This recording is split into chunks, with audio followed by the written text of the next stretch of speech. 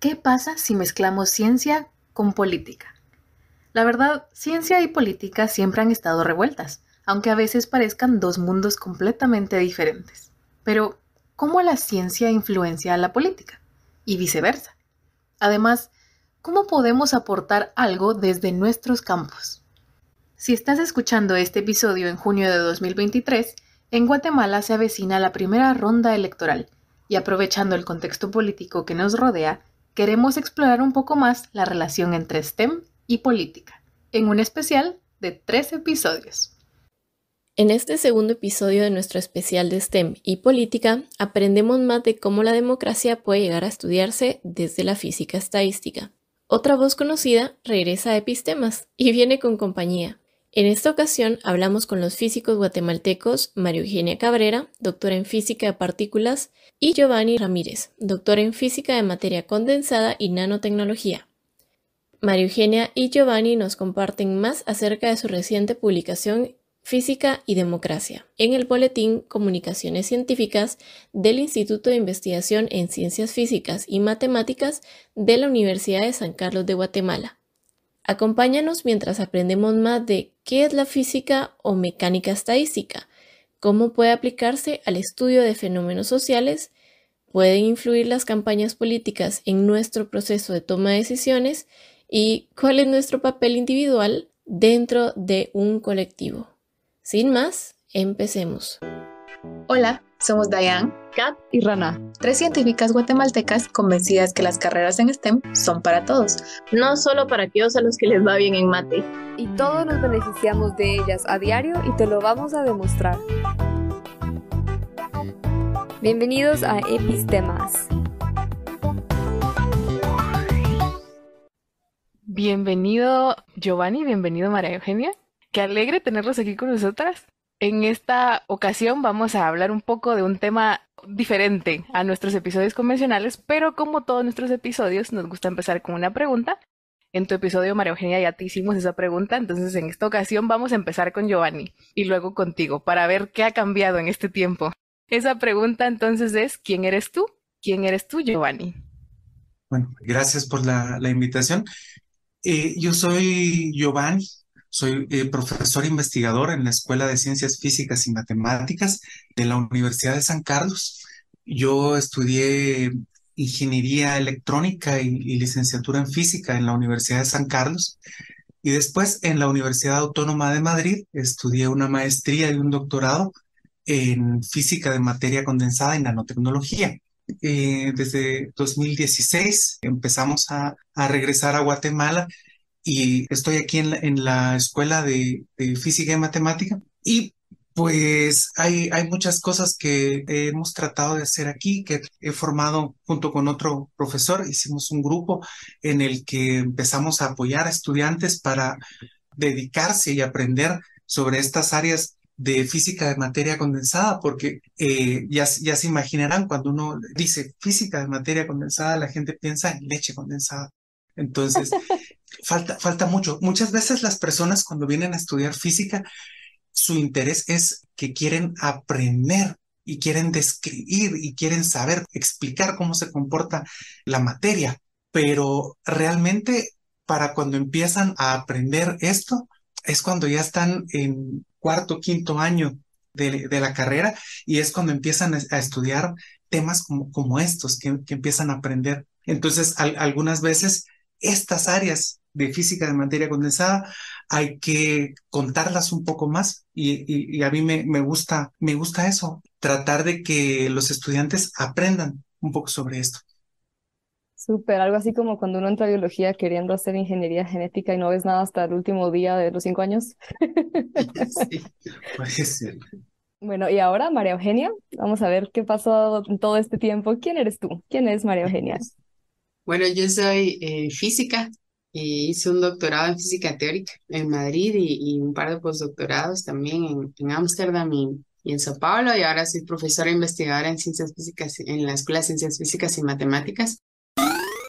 Y si quieres conocer más de la historia en STEM de María Eugenia, te invitamos a escuchar, al terminar este episodio, claro, nuestro episodio número 32. Pero yo creo que En estos últimos años lo que ha cambiado es que ahora tengo una nena de 2 años, ¿verdad? Entonces yo creo que básicamente soy aprendiz de mamá. Y muchas veces dentro de ese aprendizaje, ¿verdad? Uno cree que, bueno, eso es lo que yo pensaba también, ¿verdad? Que una mamá está completamente enfocada en el niño, ¿verdad? Como aislada de toda la parte académica o toda la parte social porque está enfocada en sus hijos o hijas, ¿verdad? Pero yo creo que lo que he estado aprendiendo, por eso les decía que soy aprendiz de mamá, es que como mamá uno tiene que ser científico, tiene que ser sociólogo, tiene que ser psicólogo, o sea que la parte académica, la parte del conocimiento que tenemos nosotros como sociedad, ¿verdad? Es justo para poder crear un ambiente, entender la sociedad, para poder construir una sociedad mejor, es para nuestros niños, ¿verdad? Entonces, creo que este aprendizaje de ser mamá ha sido como un reto bien grande para mí por todas las dificultades, ¿verdad? De la crianza, pero también porque creo que ha habido como, he llegado como a replantearme, ¿verdad? De toda esta academia que nosotros hacemos, ¿verdad? Todas estas luchas, ¿verdad?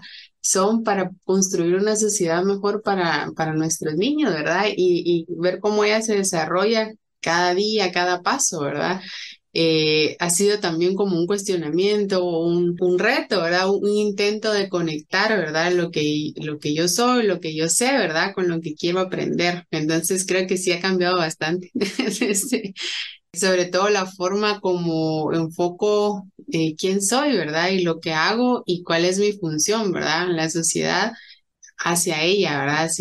Hacia mi niña. Qué bonito, gracias por compartir eso.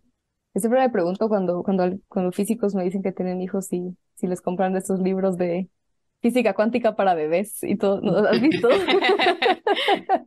Sí, los hemos visto, pero todavía no le hemos comprado.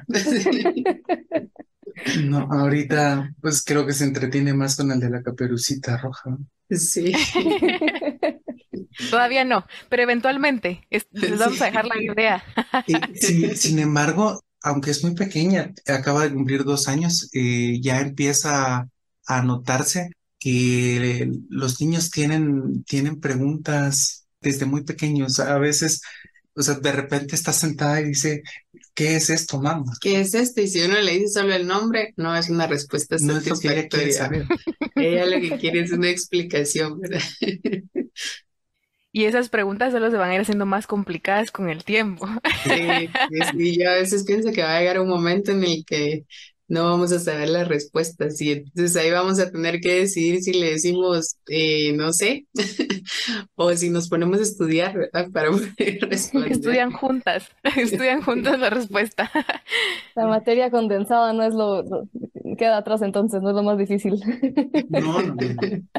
No, pero me encanta cómo mencionabas esto de replantear como toda la vida académica y esa faceta de la maternidad que hablabas, ¿no? Es como en la vida seguimos rompiendo esos estereotipos, esas ideas que tenemos al respecto de ciertas cosas y vamos viendo cómo están más conectadas de lo que creíamos. Y mencionabas esto de academia ligada a sociedad, pues es un poco de lo que venimos a hablar el día de hoy, ¿no?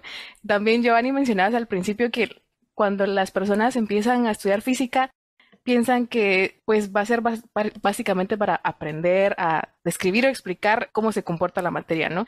Pero en este caso venimos a hablar de una parte de la física o de la física aplicada a herramientas para la sociedad, ¿no? Entonces, quisiéramos empezar porque nos contaran cómo nació la idea de hacer esta nota de física y democracia. Bueno, pues la verdad es que la situación de la Universidad de la San Carlos, ¿verdad? Y la situación del país, creo que a todos nos afecta un montón. ¿Y qué exactamente es esto que María Eugenia menciona?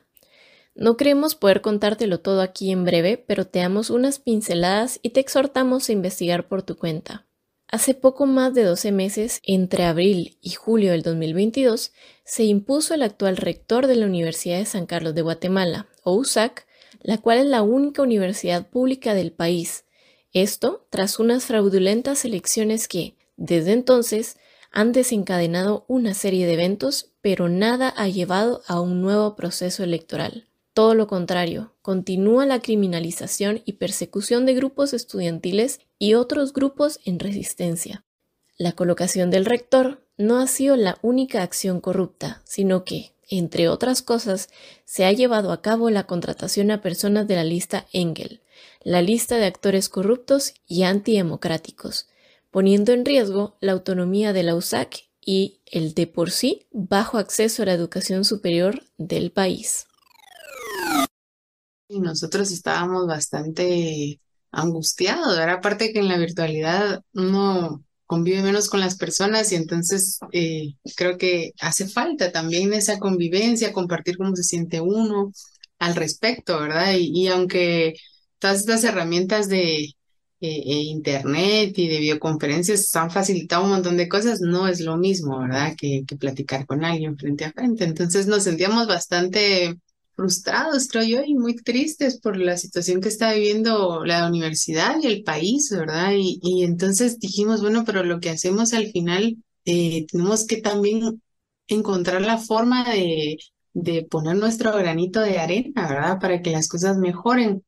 Entonces, ahorita que hay elecciones, uno empieza a escuchar un montón de comentarios de que la gente vota, que uno tiene el gobierno que merece, que la gente vota y que son ignorantes, que la gente no tiene memoria, y todo esto es como echarle la culpa a la misma sociedad por los gobiernos que tenemos, ¿verdad?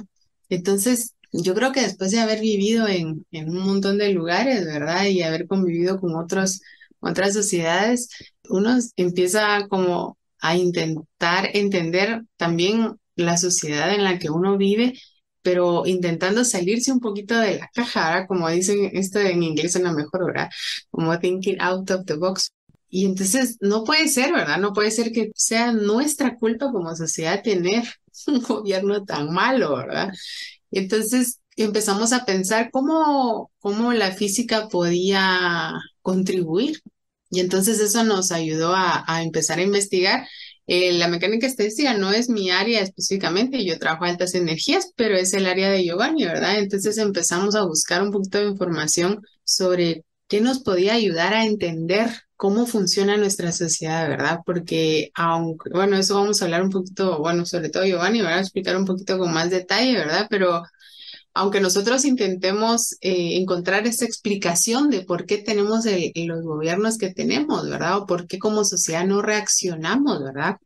Esos análisis son mucho más complicados y seguramente los politólogos, los sociólogos, ¿verdad? Tienen muchísimo más claro el escenario. Pero desde la física estadística y desde la mecánica estadística, ¿verdad? Que se estudia el comportamiento de muchos cuerpos, ¿verdad? En el caso de la materia, ¿verdad? De muchos cuerpos. Estas herramientas que se desarrollan se pueden utilizar también para entender el comportamiento de la sociedad, ¿verdad? Entonces yo creo que esta nota sale o nace, ¿verdad? De esta frustración y esta necesidad, creo, que teníamos nosotros de también utilizar el conocimiento que tenemos para dar poner como un granito de arena, ¿verdad? Poner algo sobre la mesa, digamos.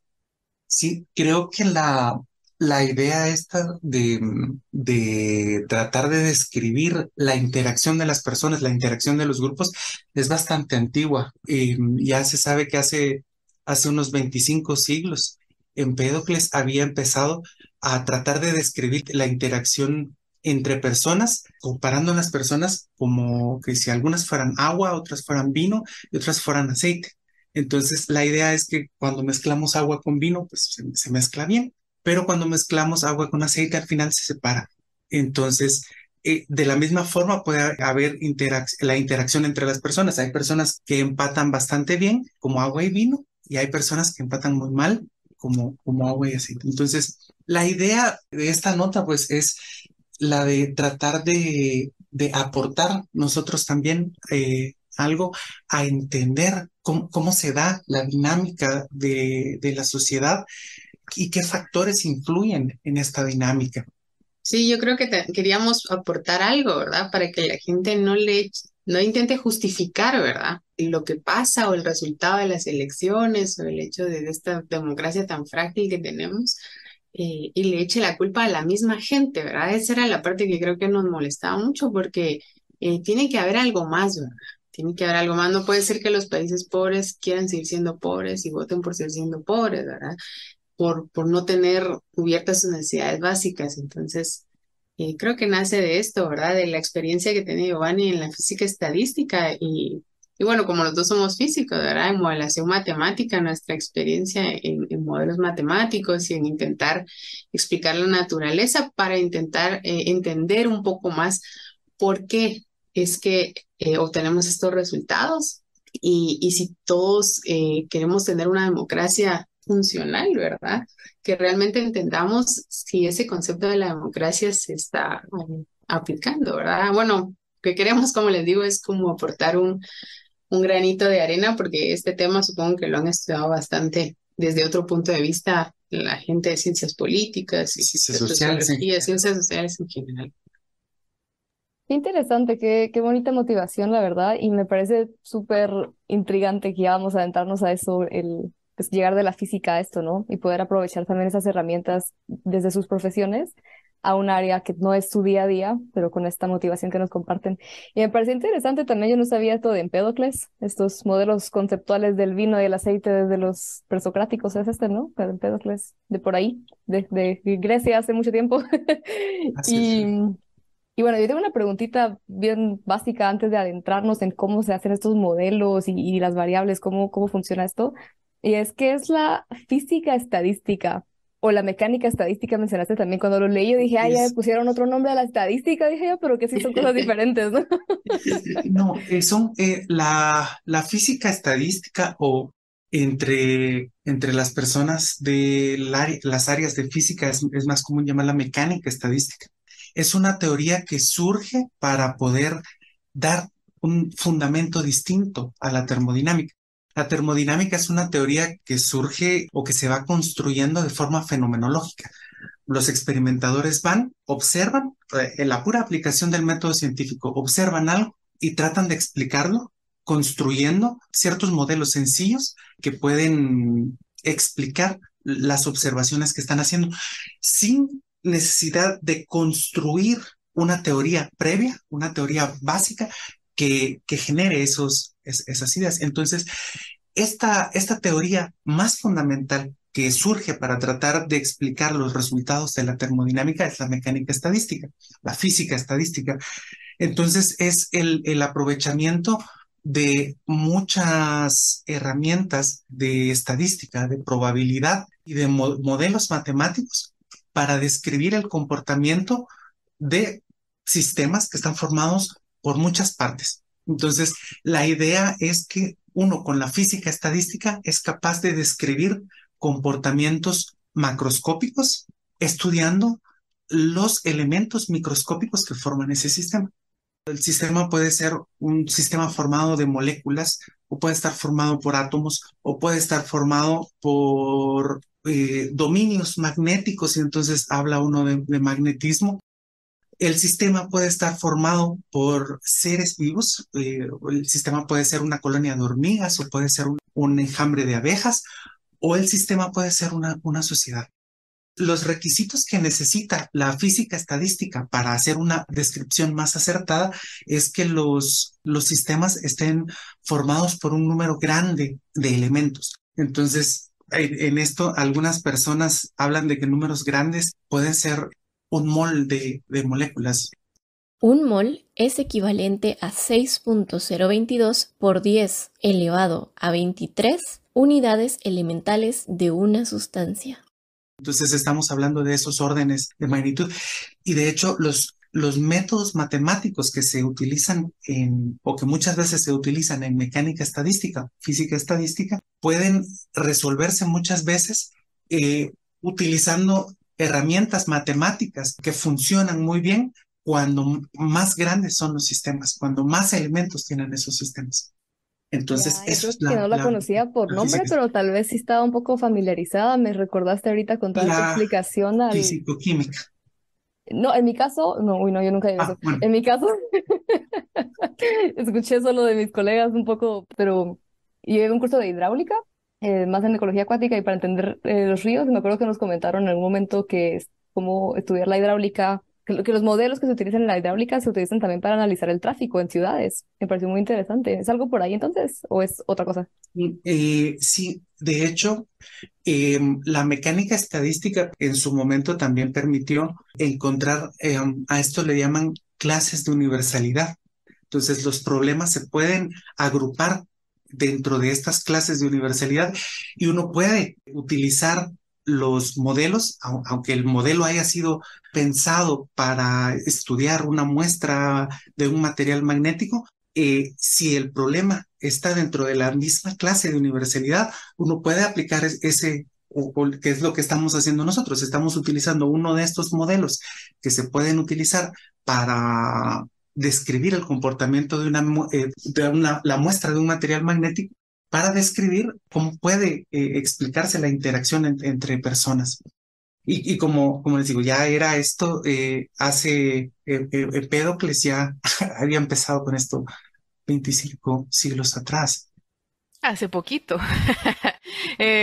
Me parece muy interesante y entonces solo quería hacer una pregunta, porque mencionabas como la física estadística ve como elementos macroscópicos que puede ser desde moléculas o seres vivos como una colonia de hormigas o una sociedad, que va a ser de lo que vamos a hablar más, y también microscópicos, ¿no? En el caso de una sociedad, ¿cuáles serían estos elementos microscópicos que busca la física estadística? En este caso, podemos jugar a distintas escalas, pero a la que queremos ver nosotros puede ser que esos elementos somos las personas. Y entonces la interacción entre las personas, pues es la que va a ir surgiendo. Pero no solo es que la física estadística, o bueno, la física estadística, desde que yo trabajo en mi día a día, la aplico para estudiar algo que se llama fenómenos emergentes. Estos fenómenos emergentes son, desde el punto de vista filosófico, un fenómeno emergente es este fenómeno que se presenta en un colectivo y que los elementos que forman ese colectivo no tienen esa propiedad. Un fenómeno emergente es una propiedad que tiene el colectivo y que cada uno de los elementos no tiene. Entonces, desde el punto de vista de la física estadística, un fenómeno emergente, entonces, es que cuando uno mira el sistema macroscópico grande, tiene algunas propiedades que los elementos que lo forman no las tienen. Y ahí hay un montón de cosas. Por ejemplo, de estos fenómenos emergentes o de los que nos interesan en este caso, uno de ellos puede ser el consenso, ¿verdad? También habíamos hablado en el documento, que creo que ustedes van a colocar un enlace. En efecto, te dejamos el enlace a la nota Física y Democracia de María Eugenia y Giovanni en las notas del episodio.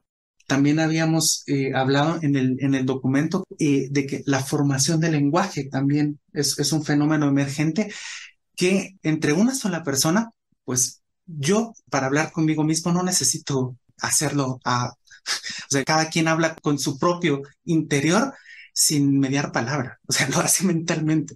Pero para Depende. interactuar con otra persona, bueno, hay personas que necesitan decírselo en voz alta a sí mismos, pero para hablar con otras personas, pues ya se necesita el lenguaje. Y luego hay que llegar a un consenso para el significado de ese lenguaje con otras personas.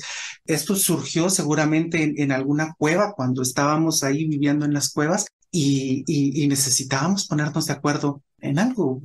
Si estábamos sentados al fuego ahí calentándonos los huesos, seguramente allí surge el lenguaje para explicar o quizá para contarnos qué habíamos visto afuera de la cueva cuando salimos. Sí, tal vez cada uno de nosotros habría creado su propio lenguaje, ¿verdad? Y no podríamos comunicarnos, pero los lenguajes que han surgido, ¿verdad? Uh-huh. Es porque hay interacción entre un grupo muy grande, ¿verdad? Y por eso son características bien distintivas de las culturas. Yo recuerdo que hace unos años Alan García y creo que Juan Ponciano hicieron un trabajo sobre el lenguaje utilizando cabal modelos de mecánica estadística y ellos, ahorita no recuerdo los detalles, pero ellos aplicando este modelo empezaron a ver cómo podían haber surgido las idiomas mayas. de ahora, ¿verdad? Y creo que los resultados fueron bastante, a mí me sorprendieron bastante, ¿verdad? No sabía que se podía explicar y construir de esta forma. Por supuesto que había errores, ¿verdad? Porque aquí, cuando uno intenta también aplicar estos modelos físicos, ¿verdad? Fenómenos sociales, aparecen estas definiciones de variables, ¿verdad? Y entonces ahí es donde la cosa no es tan precisa, ¿verdad? Como en física, que nosotros medimos algo, calculamos el error, ¿verdad?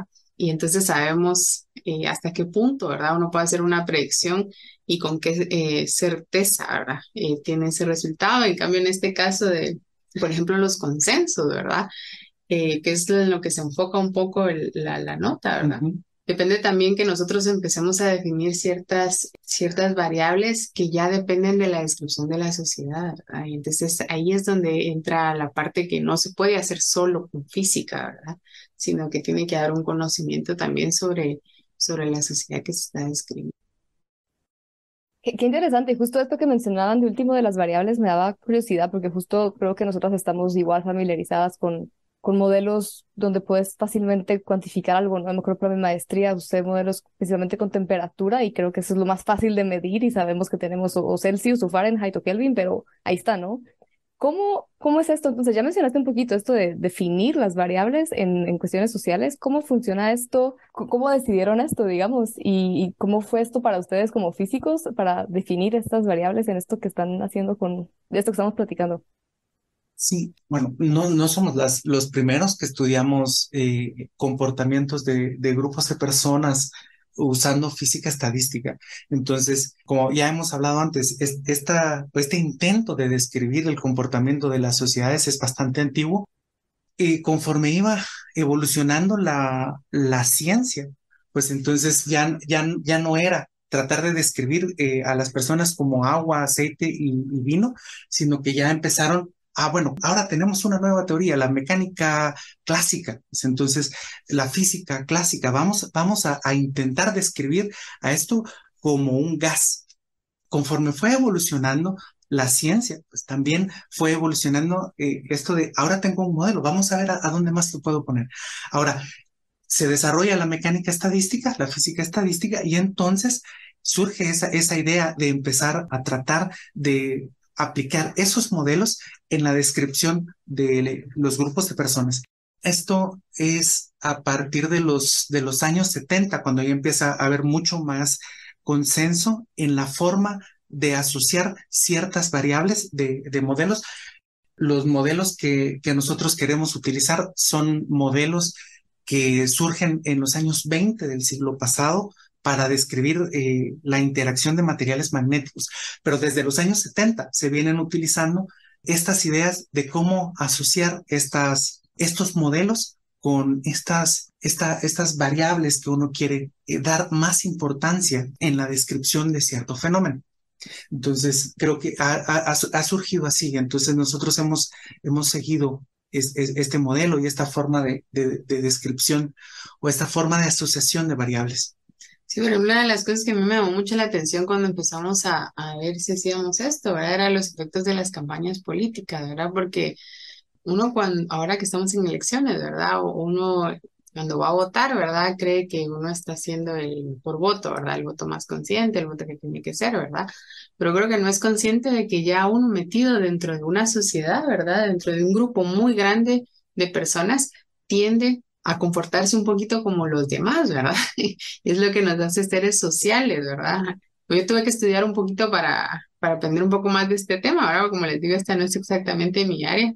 Y entonces hay unas notas que estaba leyendo, ¿verdad? Decía que nosotros, para poder llegar a un acuerdo, tenemos que tener interacción. Si cada uno de nosotros está en su casa y hace solo sus cosas, ¿verdad? Sin tener interacción, nunca vamos a llegar a un consenso, ¿verdad? Entonces, la interacción entre nosotros es lo que nos hace llegar a un consenso. Y entonces aquí está el efecto por ejemplo, aparecen estos efectos de la mayoría, ¿verdad? Si la mayoría cree esto, entonces uno tiende por lo menos a considerarlo, ¿verdad? Entonces, esas son las cosas que se pueden incluir en el modelo, ¿verdad? El efecto de la mayoría, ¿verdad? Qué tan intenso es, ¿verdad? O el efecto de una gran campaña política, así, por ejemplo, por eso hablábamos de democracia, ¿verdad? Porque si realmente nosotros estamos diciendo que el pueblo decide, ¿verdad? Es un sistema en el que el pueblo decide. Nosotros deberíamos de poder escuchar todas las opciones, ¿verdad? Y elegir, ¿verdad? Tomar una decisión, ¿verdad? Pero si imagínense que viene una opción y nos inunda completamente de campaña política y nos está diciendo, miren, casi todos van a votar por mí, casi todos van a votar por mí, entonces yo termino votando por ellos, porque todos van a ganar, ¿verdad? Porque voy a votar por otro, ¿verdad? Entonces, esto es lo que se puede incluir en un modelo, ¿verdad? El efecto por ejemplo, una campaña política gigantesca en la sociedad, el efecto de que los demás piensen. Es como de la inercia, ¿verdad? Como la mayoría piensa esto, aunque yo tenga dudas, ¿verdad? Al final digo, bueno, tal vez tienen razón, ¿verdad? Entonces, son comportamientos individuales, ¿verdad? Que uno tiene que, esta mecánica estadística, como mencionaba Giovanni, no explica comportamientos individuales, ¿verdad? O sea, no sirve para eso. Tiene que ser comportamientos en números muy grandes, ¿verdad? Entonces, aunque nosotros individualmente creamos que no nos está afectando ni nadie nos está diciendo qué decir, ¿verdad? Como grupo o como sociedad, nosotros somos susceptibles a un montón de cosas, ¿verdad? Como las campañas políticas, el efecto de la mayoría. También en esta interacción que nosotros tenemos, hay personas que tienen una mayor influencia que los demás, ¿verdad? Hay personas que no, o sea, dicen algo y no llega muy lejos, ¿verdad? Hay otras personas que dan un discurso así súper elocuente, ¿verdad? Y eso se difunde un montón, ¿verdad?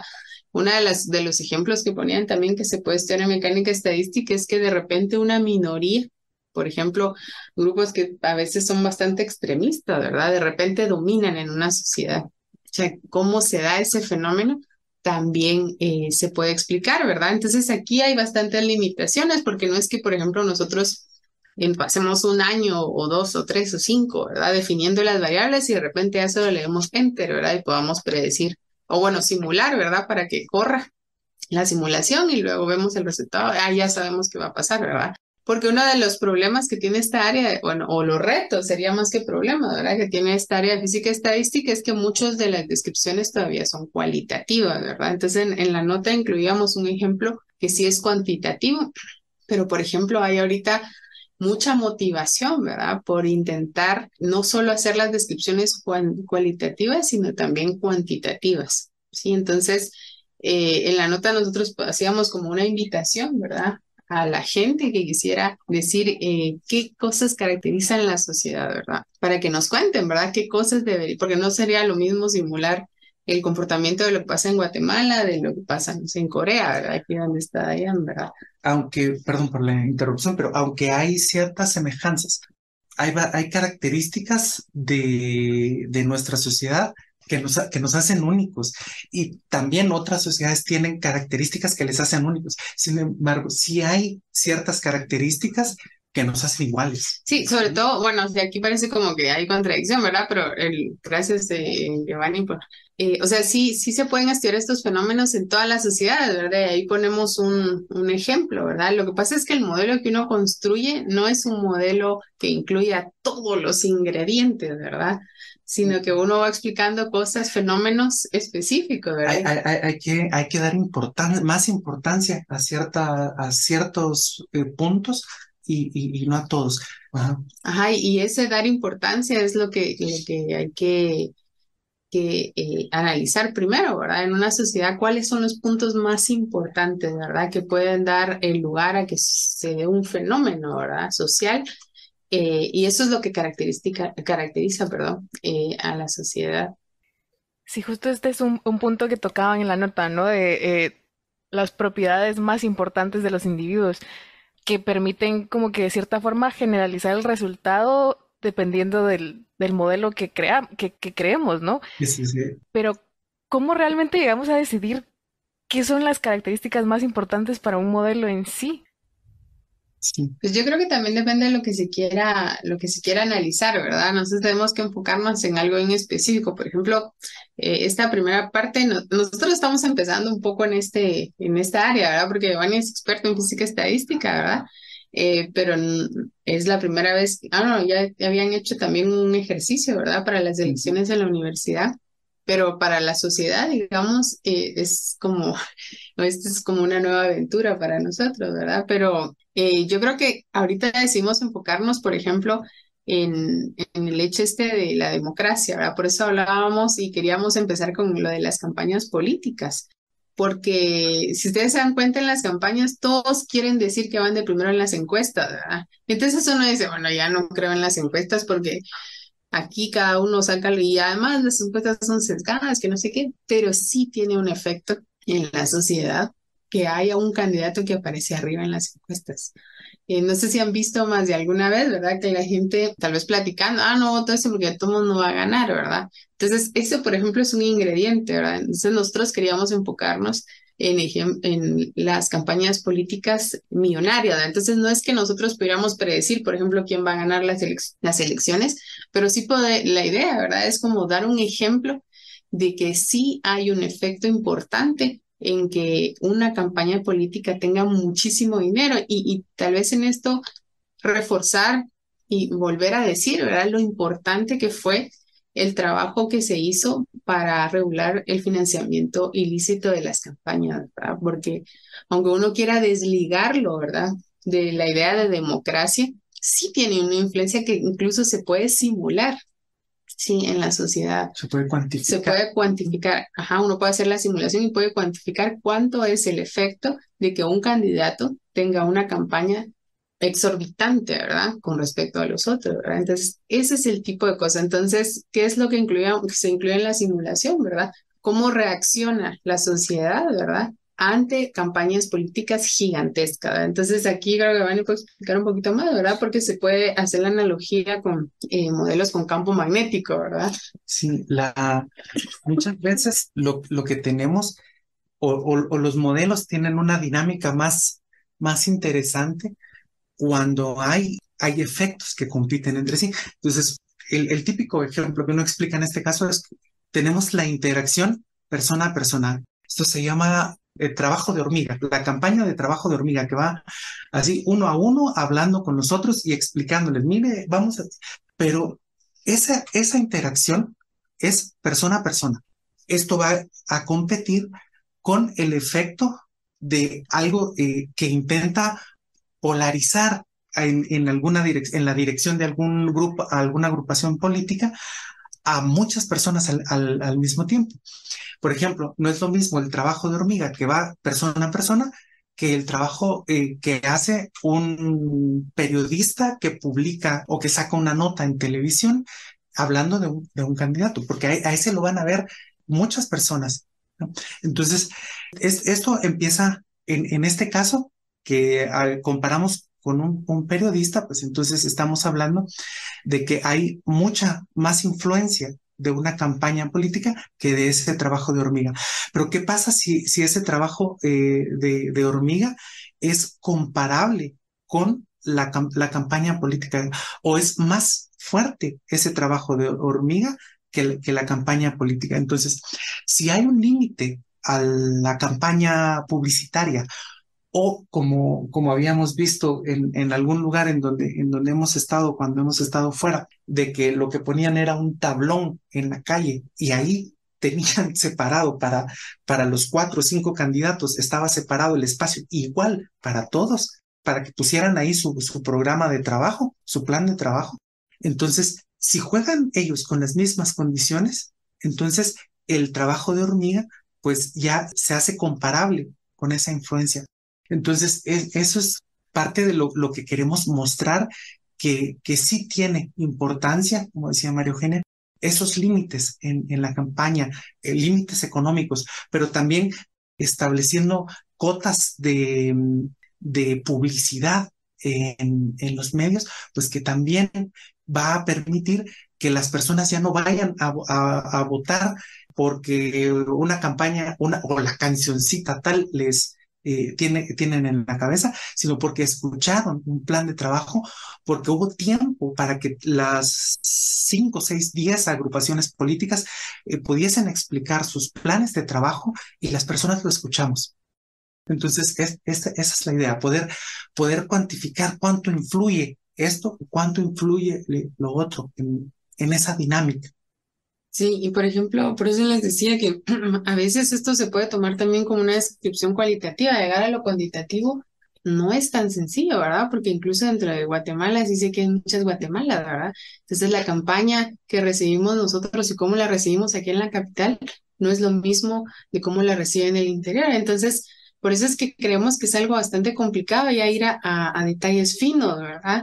Pero la primera idea, por ejemplo, como punto de partida para nosotros es explicar que eso sí tiene importancia, ¿verdad? Y si hablamos como de la democracia, como que es el momento en el que el pueblo decide, ¿verdad? Entonces también tenemos que tener bastante claro qué condiciones tienen que haber para que realmente sea el pueblo el que decida y no sea una respuesta a una influencia muy grande. Entonces, aquí, bueno, de nuevo, repetirlo, ¿verdad? Que hacer énfasis, ¿verdad? Que todo este trabajo que se estuvo haciendo esos unos años para dar esto del financiamiento ilícito era muy importante para la construcción de la democracia y creo que nosotros, yo tampoco fui tan consciente en ese momento, ¿verdad? Que se hizo toda la bulla de verdaderamente qué tan importante es, ¿verdad? Y es que es muy importante, ¿verdad? Y lo mismo que pasa también con el periodismo, ¿verdad? Ahorita hay una persecución bastante fuerte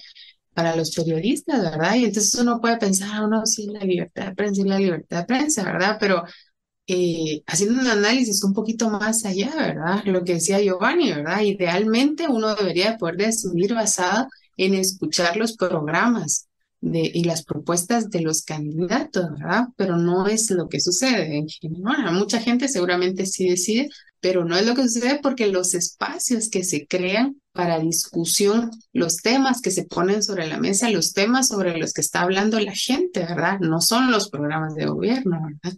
Sino que se crean, por ejemplo, los medios de comunicación muchas veces responden, ¿verdad? Tal vez a otros intereses o tal vez no son otros intereses, sino tal vez no completa conciencia de la importancia de su participación, ¿verdad? Se le da importancia a temas que no son los importantes para tomar una decisión de esta. Entonces, al final las elecciones no, en Guatemala no, al final no están basadas en los programas de gobierno, que era lo que Giovanni decía, ¿verdad? Sino en otras cosas. Entonces, lo que nosotros queremos hacer, ¿verdad? Es como mostrar que estas cosas tienen importancia, ¿verdad? Y que sea cual sea el resultado de las elecciones, después la gente no diga, no, es que votamos, la gente vota lo que, no es el gobierno que tiene el gobierno que merece, o es que la gente es ignorante y cómo pudieron, es que esto tiene una explicación, ¿verdad? Entonces, eso es lo que nosotros queremos aportar un poquito, ¿verdad? Porque yo creo que la gente de ciencias sociales ha trabajado bastante tiempo en esto, ¿verdad? Entonces nosotros queremos como desde la física, ¿verdad? Dar como una pequeña contribución y también una invitación, ¿verdad? Por si ellos quisieran trabajar algo con nosotros, algo tal vez un poquito más elaborado, ¿verdad? Sí, buscar hacer un trabajo transversal Ujú. que abarque varias ciencias. Y yo creo que ya respondieron un poquito a la siguiente pregunta que les quería hacer, pero la voy a hacer de todas formas por si acaso hay algo más que quisieran agregar, y es que todas estas influencias que mencionan y estas dinámicas de opinión sobre los candidatos o los partidos, ya nos comentaban un poquito de cómo es que esto entonces lo podemos utilizar ya en la práctica, ¿no? Por ejemplo, para tener mejores regulaciones o mejores pues, reglas en general sobre qué pueden y qué no pueden hacer los partidos en campaña. ¿Hay algo más que quisieran agregar a esto o como cómo podríamos los ciudadanos a nivel individual utilizar los resultados de esto? Una de las cosas que hemos platicado también es sobre los espacios de interacción, ¿verdad? Ustedes que están, creo que en Alemania y en Corea, creo que no, yo en Corea sí no tengo referencia cómo es, pero me imagino que debe de haber muchos espacios donde la gente puede salir, interactuar. Por ejemplo, en España, es esto de los bares, ¿verdad? Son puntos de reunión, las plazas, los parques, ¿verdad? Donde la gente interactúa y tiene un espacio de convivencia, ¿verdad?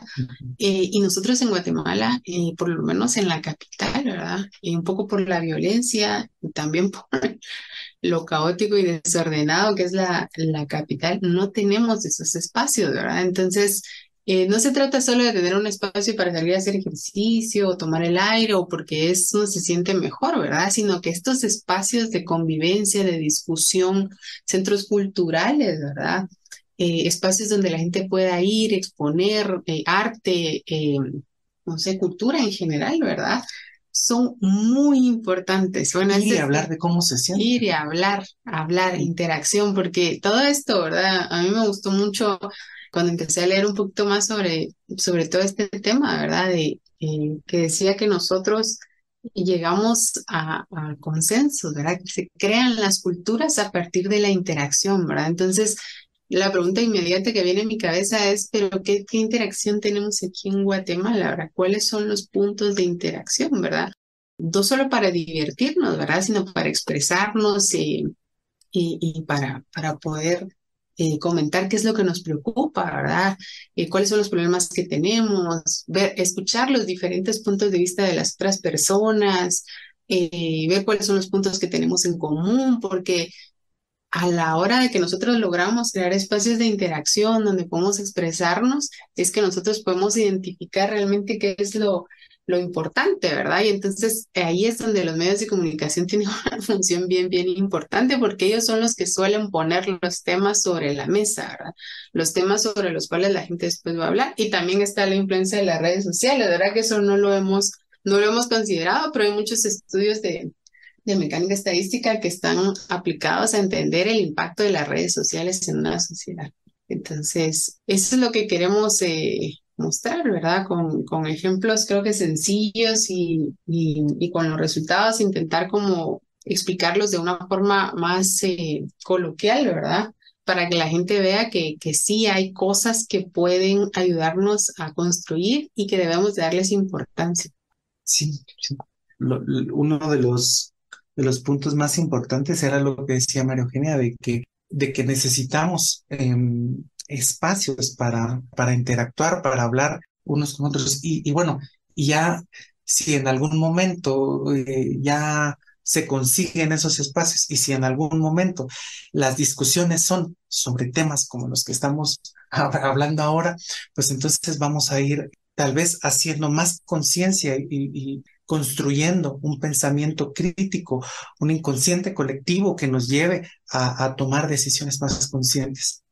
Sí, tal vez agregar algo, es más percepción personal, ¿verdad? Pero no sé si ustedes sienten lo mismo de que aquí en Guatemala todo el mundo sabe cómo se solucionan las cosas. Todo el mundo sabe qué es lo que hay que hacer, ¿verdad? En una plática sobre política, todo el mundo sabe, todos saben qué es lo que hay que hacer, ¿verdad? Entonces, tal vez llevar estas pláticas a un nivel más allá, ¿verdad? O sea, se puede hacer, va, ¿cómo, verdad? ¿Cómo creen que se puede hacer? ¿Cuáles son las consecuencias? ¿Qué se necesitaría? ¿Es algo realista, verdad? ¿O por qué estás diciendo esto? ¿En qué te estás basando? Sin necesidad de que nos hagamos expertos, ¿verdad? Porque tampoco vamos a estudiar todos, no sé, sociología, política y en la universidad, ¿verdad? Pero sí podemos llegar a tener una conversación más profunda, ¿verdad? Y también cuando uno tiene muchas dudas que no puede responder, ¿verdad? Surge esta necesidad de buscar información con un experto, ¿verdad? Entonces, aprender, pero ya uno consciente de que no sabe, ¿verdad? Y que quiere que alguien le aclare, ¿verdad? Y ahí también viene el reconocimiento al conocimiento científico, ¿verdad? Entonces, bueno, un poco por eso es como un poco la motivación y hacia dónde nos gustaría que esto fuera, ¿verdad? Definitivamente muy importante el estar abiertos al diálogo, el estar abiertos pues profundizar un poquito más de estos temas desde nuestras áreas de expertise, digamos, desde la física, desde las ciencias naturales, desde todos lados nos damos cuenta que siempre hay un poquito que aportar, ¿no? Y solo para recalcar, como mencionan ustedes al final de la nota, invitan a quienes los leen, ¿no? A contarles qué características son fundamentales para modelar la dinámica de opinión en la sociedad guatemalteca, así que a quienes nos escuchan y después de esta plática los invitamos también a compartir sus respuestas, ¿no? De nuevo, te recordamos que el enlace a la nota Física y Democracia está en las notas del episodio, al igual que el formulario en el que puedes compartir tu opinión acerca de qué características deben ser tomadas en cuenta para modelar la dinámica de opinión en Guatemala. Y tristemente por tiempo no me había dado cuenta de la hora, pero ya llegamos a la hora de cerrar. Pero antes quisiéramos preguntarles si les gustaría compartir con quienes nos escuchan algo sobre esto, algo más sobre estos temas o cualquier otra cosa en el marco de las elecciones en Guatemala. Pues yo diría que le demos importancia, ¿verdad? A la lucha que tienen ahorita los periodistas, por ejemplo, y los jueces, los fiscales, que han dedicado su vida, ¿verdad? Y ahorita están bastante en riesgo por defender lo que es justo, ¿verdad? Los periodistas, ¿verdad? Sacrificando muchísimo para que nosotros podamos tener la información para tomar una decisión correcta, ¿verdad? Bueno, no correcta, ¿verdad? Sino una decisión consciente sería la palabra, ¿verdad? Entonces yo diría que tal vez una invitación, ¿verdad? A valorar el trabajo que están haciendo ellos y que podemos hacer todos desde nuestras disciplinas, ¿verdad? Para poder construir una sociedad mejor para todos, ¿verdad?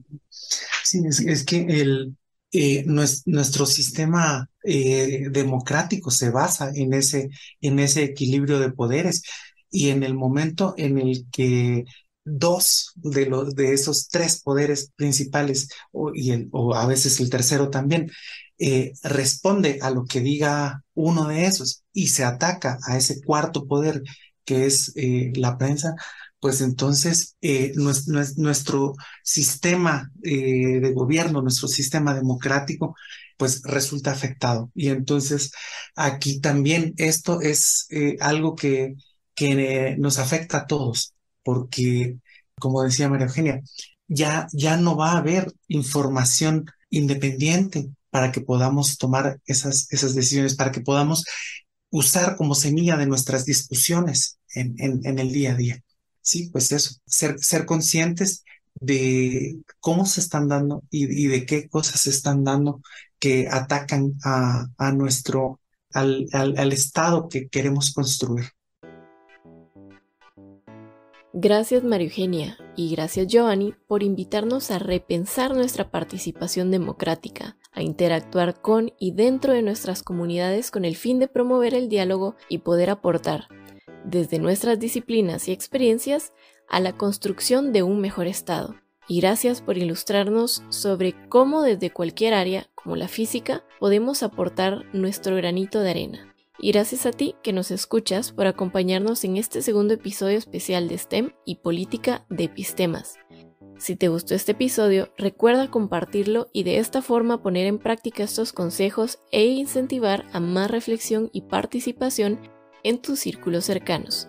Además, no te pierdas de nuestro próximo episodio en donde seguiremos explorando la relación entre ciencia y política. ¿Y ya escuchaste el último episodio sobre biodiversidad y democracia? Pues no te lo pierdas. Ahora sí, hasta la próxima.